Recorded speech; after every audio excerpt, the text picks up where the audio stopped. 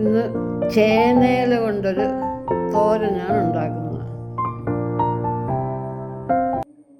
ചേനയും ചേമ്പുമൊക്കെ ഈ ഇതിനും കർക്കിടക മാസത്തിലൊക്കെ എല്ലാവരും കഴിക്കേണ്ട ഒരു സാധനമാണ്. അതിനാദ്യം വേണ്ടുന്നത് ഞാൻ ഒരു ടേബിൾ സ്പൂൺ ചെറുപയർ പരിപ്പ് വേകാനിട്ടിട്ടുണ്ട്. പിന്നെ ഇപ്പം ചൊറിയോ എന്നൊരു സംശയമുള്ളതുകൊണ്ട് ഉള്ളവർക്ക് വേണ്ടി ഇപ്പം ചൊറിയത്തില്ല, സംശയമുള്ളെങ്കിൽ വേണമെങ്കിൽ വാളംപുളി ശകലം വെള്ളം ഒഴിച്ച് നീരെടുത്ത് വെച്ച് അതിനകത്തോട്ട് ഈ അരിഞ്ഞ ചേനയില ഒന്ന്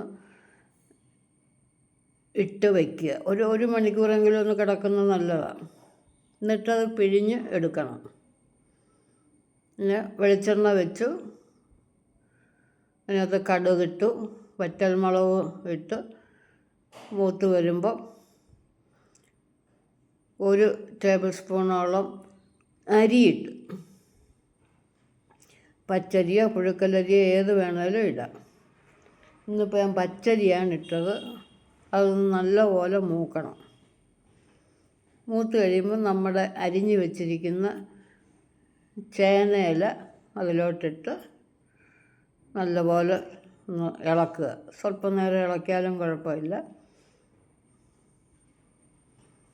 നല്ലപോലെ ഇളക്കുക. ഇനി അതിലോട്ട് പുഴുങ്ങി വെച്ചിരിക്കുന്ന ചെറുപയറിൻ്റെ പരിപ്പിടണം.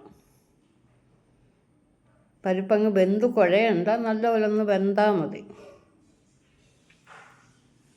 പരിപ്പ് സ്വല്പം കൂടിയാലും കുഴപ്പമൊന്നുമില്ല, അവരവരുടെ ഇഷ്ടത്തിന് എങ്ങനെ വേണമെങ്കിലും ചേർക്കാം. പരിപ്പിട്ട് ഇളക്കി കഴിഞ്ഞിട്ട് 1/2 ടീസ്പൂൺ മഞ്ഞൾപ്പൊടി, ആവശ്യത്തിനുള്ള ഉപ്പും കൂടെ ഇടുക. എന്നിട്ടത് നല്ലപോലെ ഒന്ന് ഇളക്കി യോജിപ്പിക്കുക.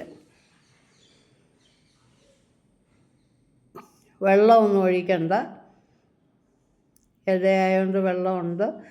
പിന്നെ പുളിവെള്ളത്തിൽ ഇട്ട് വെച്ചിരുന്നതായതുകൊണ്ട് പിന്നെ ഒട്ടും വെള്ളത്തിൻ്റെ ആവശ്യം വരത്തില്ല. ഇനി അതവിടെ ഇരുന്ന് വേകട്ടെ. ഞാനിപ്പോൾ അതിനുള്ള അരപ്പുണ്ടാക്കുക. 2 പിടി തേങ്ങ, 3 പച്ചമുളക്, 3-4 അല്ലി വെളുത്തുള്ളി, ഇത് മിക്സിയിലോട്ടിട്ട് ഒന്ന് ക്രഷ് ചെയ്തെടുക്കുക. അരയൊന്നും വേണ്ട, ഒന്ന് ചതഞ്ഞ് കിട്ടിയാൽ മതി. ഇപ്പം തന്നെ അത് വേവായി എങ്കിൽ നല്ലപോലെ ഒന്ന് ഇളക്കിയിട്ട് ആ തേങ്ങയും കൂടെ അതിനകത്തോട്ട് ചേർക്കണം.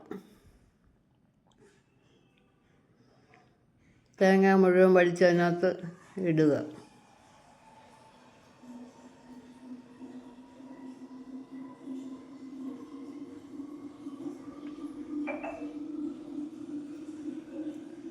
ഇട്ടിട്ട് നല്ലപോലെ ഇളക്കി യോജിപ്പിച്ച് അതൊന്ന് അടച്ച് വയ്ക്കണം. ഒരു ചേനയിലയാണെന്ന് വിചാരിച്ച് ഒരരിയില്ല, നല്ല രുചിയുണ്ട് ആ തോരന്.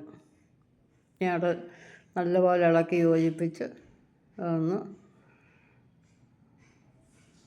അടച്ച് വയ്ക്കുക.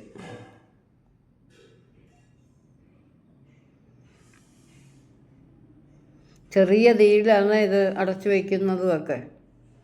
അപ്പോൾ അതിന് വേവായി. ഇനി അതെടുത്ത് നല്ലപോലെ ഒന്ന് ഇളക്കി യോജിപ്പിച്ച് മതി. ഇപ്പം തന്നെ അത് ശരിക്കും ആയി കഴിഞ്ഞു. ഈ സമയത്ത് വേണേൽ ഉപ്പ് നോക്കിയിട്ട് ശകലം ഉപ്പ് വേണമെങ്കിൽ ചേർക്കാം. എല്ലാവരും ഇതൊന്ന് വെച്ച് നോക്കണം, ഒരു പ്രയാസവും ഇല്ല. നല്ല ഒരു ഇലക്കറിയാണ്. ഈ സമയത്താണ് പത്തലക്കറിയൊക്കെ കഴിക്കേണ്ടത്. പത്തലയുടെ അകത്തുള്ളതാണ് ചേനയിലയും ചേമ്പലയൊക്കെ.